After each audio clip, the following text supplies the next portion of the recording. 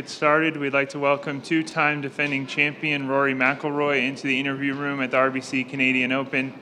Rory, obviously a different venue here this year at Oakdale, but just an opening comment on being back in Toronto to defend your title.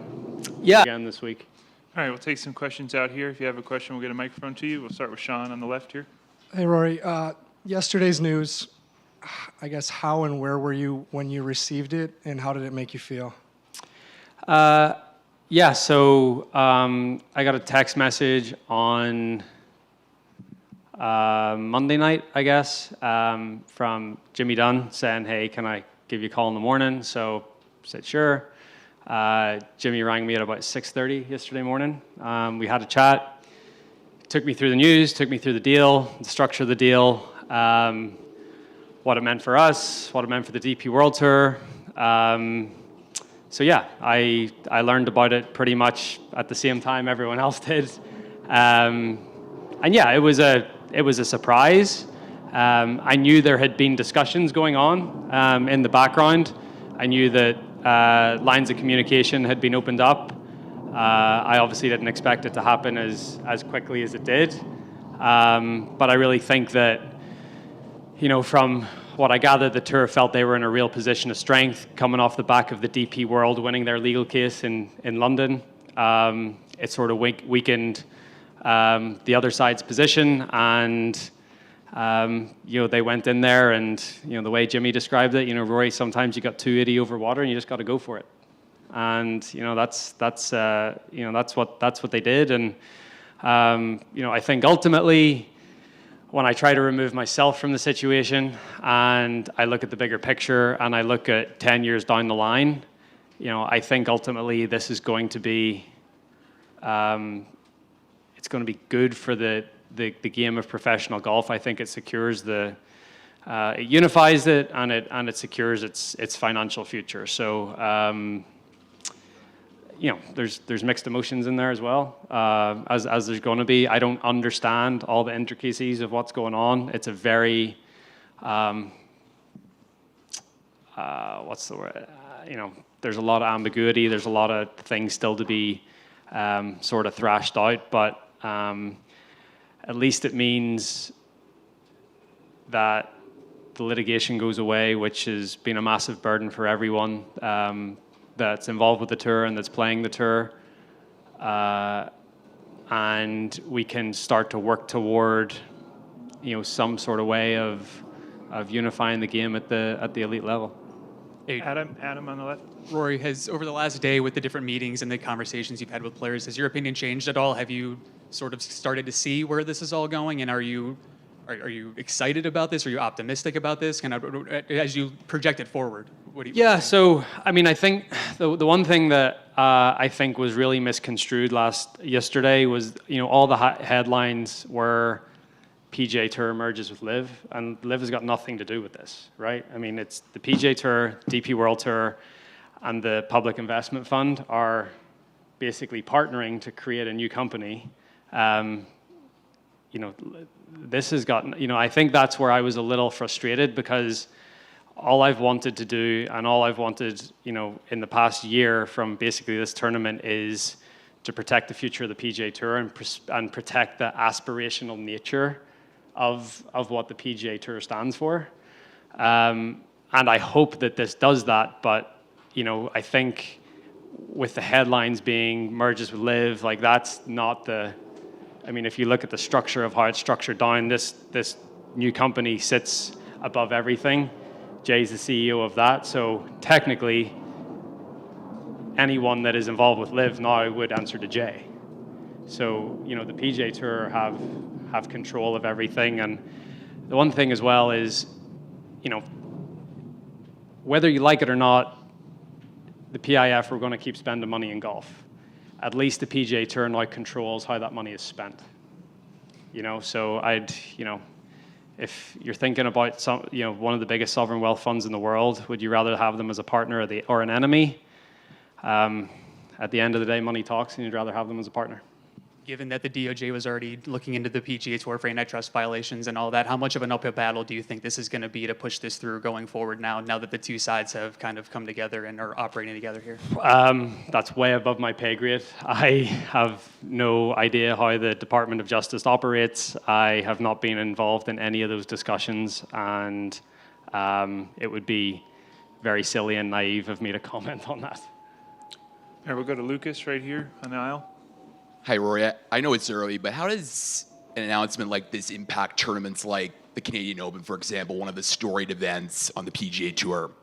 I mean, I feel bad for RBC and the Canadian Open to think about what went on this time last year and then the bombshell that was dropped. I mean, RBC have been one of the biggest supporters of the PGA Tour over the last 10 years. They, this year they're supporting a designated event at Hilton Head. They're sponsoring their National Open.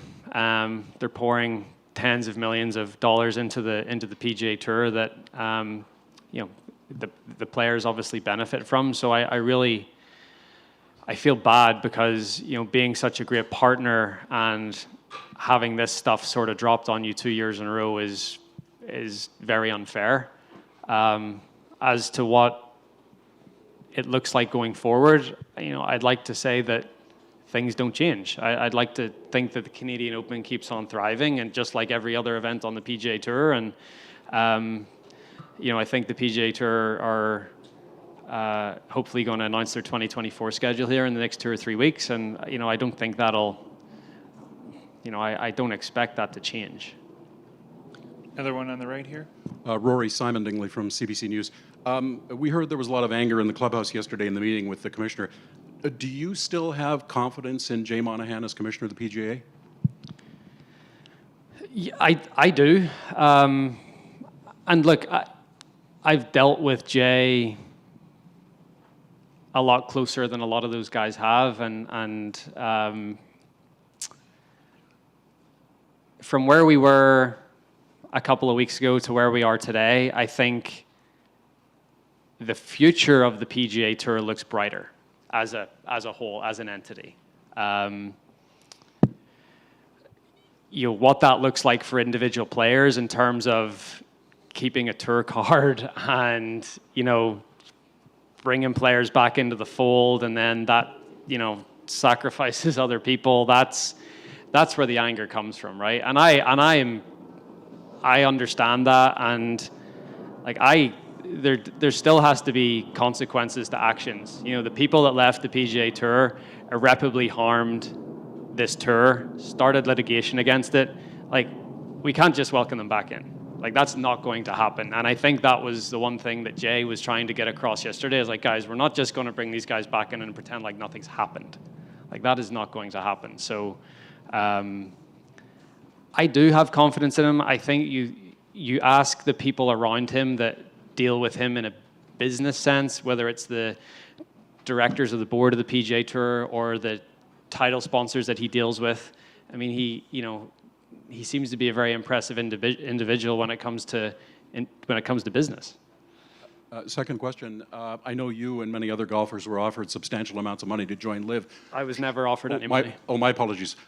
Should the golfers who maybe stayed loyal and turned down LIV, should they be made whole financially? I mean, the simple answer is yes. The complex answer is how does that happen? Mm-hmm. Right? And that's all gray area and up in the air at the minute. But yeah, there's, it's hard for me to not sit up here and feel somewhat like a sacrificial lamb and, feeling like I've put myself out there and this is what happens. Again, removing myself from the situation, I see how this is better for the game of golf. There's no denying that. But for me as an individual, yeah, there's just going to have to be conversations that are had. Jason and then John on the left. Rory, you mentioned that this has really nothing to do with LIV Golf, but do you foresee you and other PGA Tour players having to play some sort of team events moving forward into the fall or a series of them? So I think Yasser is very... So the PGA Tour are already doing their own sort of team thing, right? We're going to do TGL, which is, it's not on a golf course, but it's a team type of event and it's an entertainment product, and that stuff was already starting to happen, but it was very delineated, right? So you had like proper competitive golf like we're playing this week, and you have more entertainment type of golf that you get more into the team atmosphere, and you bring tech into it, and it's a more made for TV type of deal. I would say an element of team golf might still stay. It certainly, in my opinion, and my hope is it won't be under the LIV umbrella. It's something that the PGA Tour will control, the PGA Tour will operate, and it will hopefully look very different to what LIV has been. Second question, how much of a distraction is this as you try to go and win this tournament 3 times in a row? Yesterday was tough. I think the shock of it, the surprise of it, I wasn't looking forward to this, to be honest with you. But, once we all get done here and you write your stories and say what I say or quote me or whatever it is, I'm going to go to the range and do some practice and try to get ready for a golf tournament. John. Hey, Rory. John Chidley-Hill from the Canadian Press. A lot of fans are upset at this news. The war of words between the PGA Tour and LIV got very heated and fans got very involved. What do you say to fans who are disappointed in this deal? But it's not LIV. I think that's the thing. I still hate LIV. Like, I hate LIV. Like, I hope it goes away, and I would fully expect that it does. And I think that's where the distinction here is. This is the PGA Tour, the DP World Tour, and the PIF. Very different from LIV. All I've tried to do is protect what the PGA Tour is and what the PGA Tour stands for, and I think it will continue to do that. So, look, going forward, I hope that there's, there may be a team element, and you're going to see maybe me, maybe whoever else play in some sort of team golf, but I don't think it'll look anything like LIV has looked, and I think that's a good thing. Just as a follow-up, I mean, you do see why fans are upset, though. I see what you're saying, that it's not LIV, it's the PIF, but nonetheless, during this back and forth over the past year, at one point, Jay Monahan said a deal like this would never happen out of respect for the victims of 9/11. Obviously, you're not responsible for what Mr. Monahan says, but you can see why this has stirred up a lot of emotions in fans, right? Of course. I said it to Jay yesterday, you've galvanized everyone against something, and that thing that you galvanized everyone against, you've now partnered with. So, yeah, of course I understand. It is hypocritical. It sounds hypocritical. The one thing I would say is, again, whether you like it or not, the PIF and the Saudis want to spend money in the game of golf. It is, they want to do this, and they weren't going to stop. So how can we, the thing for me, and this is one thing that I've always thought about, how can we get that money into the game but use it the right way? And I think that's what this ultimately will do, hopefully. I mean, that's my hope. Got one in the front right over here. Just over here. You've said a couple of times now, maybe 2 or 3 times, if I remove myself from it, and kind of trying to forecast a bit further down the line. But is that a hint that there are bits of you that are still uncomfortable with, you're a football watcher, you've seen the reaction to Newcastle United's takeover over the last year and the Saudi kind of moves in soccer and other sports. Yeah. Is there a bit of you that's still uncomfortable with just how cozy Saudi Arabia and their money is now in golf? Like, a lot of people would see that it controls a hell of a lot of golf. I've come to terms with it. I see what happened in other sports. I see what's happened in other businesses. And honestly, I've just resigned myself to the fact that this is, this is what's going to happen. Like, it's very hard to keep up with people that have more money than anyone else.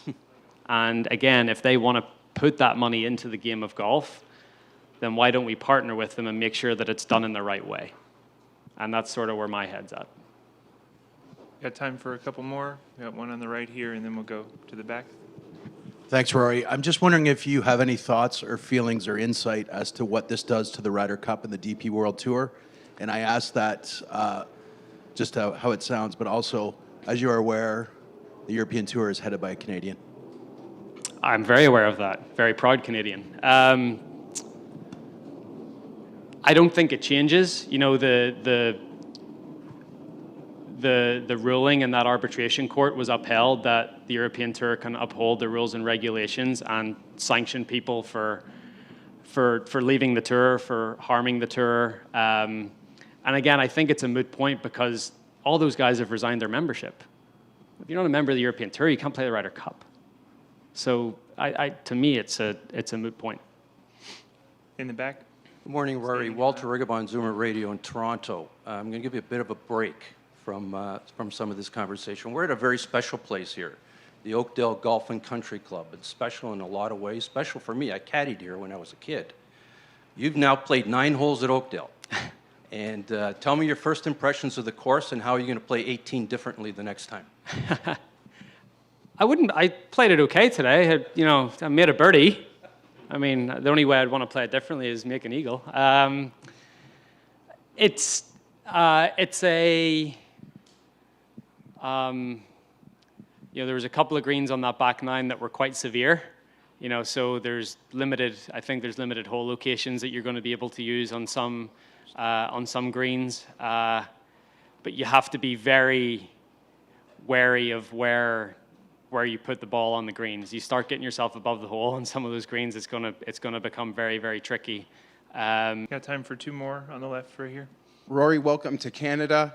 How are you able to sort of quail a lot of the noise that comes around you? You played great through 3 rounds at the PGA Championship, such a hard course, Memorial in a perfect spot, such a hard course, but anytime you don't win, the perception is like Rory let down, but you're tackling these really difficult layouts and you're putting yourself in a perfect spot. On that note, we have a US Open next week. How familiar on that course? And did you get a chance to talk to Jack yet? Because we picked up on the mic when you walked off 18 at Memorial, he said he wanted to sort of have a sit down. Yeah. Look, any time that I'm in contention that I don't win, there's no one more disappointed than I am, right? I want to go out there and win golf tournaments. Sunday at Memorial was really tough. It was the conditions got very, very tricky. The greens got incredibly firm. The later off in the day that you teed off, I felt the more at a disadvantage you were. I held a putt on Saturday night on the 18th green to get into the final group. If I had missed that putt, I would have been 5 grips earlier, and I feel like being 5 grips earlier actually would have been a better thing. Just sort of how firm and fast the golf course played as the day went on. So it was tough. I mean, I bogeyed the 2 par 5s on the front 9 with in really good positions. So that wasn't great. But anytime you go through something like that on a Sunday afternoon, you learn from it. And the great thing about golf, and this is hopefully going to be the great thing about golf going forward, is there's always next week. There's always next week to right the wrongs from the week before and try to, learn from those situations and do better the next time you're out there. So, look, I was disappointed that I didn't play better on Sunday, but, I've got another chance this week to get myself in contention in a golf tournament and try to win. Now, talking about LACC, I have not played there yet. I'll first, sort of lay eyes on it next Monday, when I get to LA. I've watched some videos on YouTube. I sort of know the look of the course and the topography a little bit and sort of what to expect, but you don't get a real grasp of it until you're actually out there and your feet are on the ground. So I'm excited. I mean, I've got 4 days of competitive golf to get through here first and trying to win my 3rd Canadian Open, and that's at the forefront of my mind. But obviously with a major next week as well, I'm looking forward to that. Got time for 1 more on the left.